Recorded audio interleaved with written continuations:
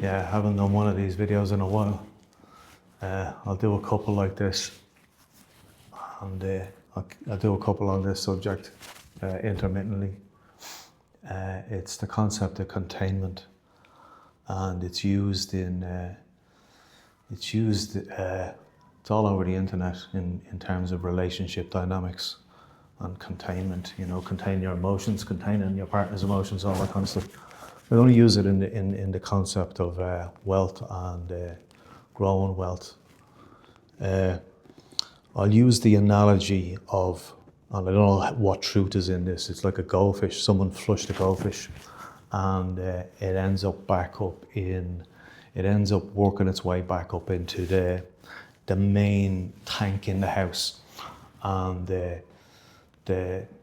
now this was a story somewhere, and I don't know what truth is in it, but the concept you'll get is the goldfish grows to the size of the tank. So the tank in an attic in a house is usually, I don't know what it holds, 100 litres of water, 150 litres of water. I don't know what the actual metrics are, but it's a big volume of water. And the goldfish ends up being something like, a couple of pound, whereas when he was in a small little bowl, he could only grow to the size of the container. So if you think of your own capacity to contain wealth as, if you've been conditioned, so if you grew up in a family dynamic or in an environment, or your schooling system had you believe in your financial capacity was of a set degree, like a goldfish bowl, and when you bring in the concept of having something like the tank in the attic and grown massively. So that's where I'm going with this. It's the containment. Now this stuff has been, you've picked up this before you even knew what it was. Pre the age of 7, all this stuff has gone in subliminally by osmosis from your parental figures, and then as you go on through your peer group, in the environment you grew up in, all these various things add to how you kind of see yourself, your own self-concept. Your own self-concept is not rigid. It's something that can be worked with, but it involves doing a bit of digging. Like your kind of fears, your kind of your own ideas of what wealth is. Do you need to offload it because it's a burden, it's a responsibility? There's underlying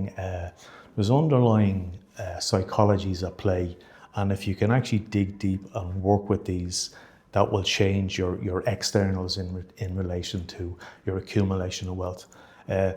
Most people will have a notion of this and do a plan. So let's use the example of you get 2 people and you do a financial plan with them, both on the same salary, both the same trajectory, but they don't get to the same kind of point in the future, for the simple reason is the self-concept one person has is different than the other. You've done a mirror likeness of the 2 people, 2 age profiles, 2 similar dynamics, and the plan one plan is, let's say they're both plans are 20 years long. The difference between the 2 is the underlying self-concept, the stories we tell ourselves, the self-sabotage. And the self-sabotage it's not conscious. It's underlying. It's, if the container isn't big enough for what you're trying to achieve, the self-sabotage is just bringing you back to the baseline of what you believe the self-concept is in terms of the container.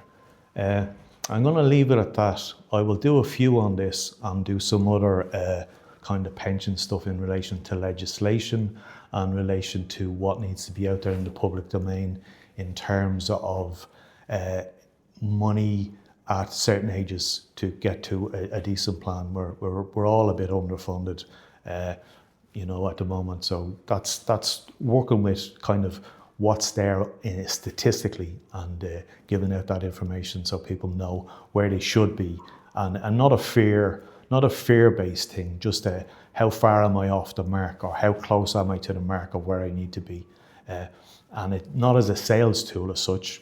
like I am a salesman, but it's not a sales tool. It's a basic of this is where I am, the shortfall between where I am and where I should be. How do I get there? And it's just using tools to actually do this. It's like psychology and maths and various things.